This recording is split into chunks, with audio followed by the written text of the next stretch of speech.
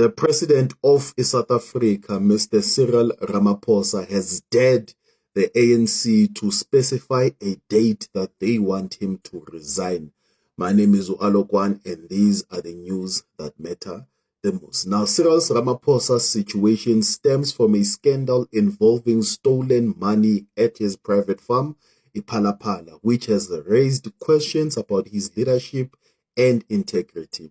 Now, this is just a breakdown that I think the ANC considered before having a discussion to impeach the South African president, Cyril Ramaphosa. Now, in 2020, $4 million was reportedly stolen from Ramaphosa's game farm in Limpopo.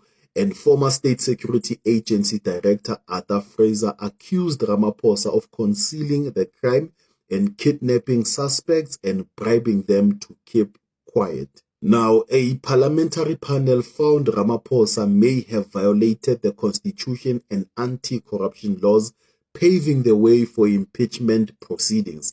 Now, the African National Congress, known as the ANC, has been divided, with some members calling for Ramaphosa's resignation and others supporting him. And Ramaphosa denies any wrongdoings, stating he's willing to step down if asked by the ANC's National Executive Committee. Now, Ramaphosa has also called on his critics to provide a specific date for his resignation, indicating he's willing to step down if asked. And there's reports going around suggesting that Ramaphosa might face impeachment proceedings, but his spokesperson has denied these claims, stating the president will fight any attempts to remove him. Now, the ANC's National Executive Committee sets to meet and discuss Ramaphosa's future.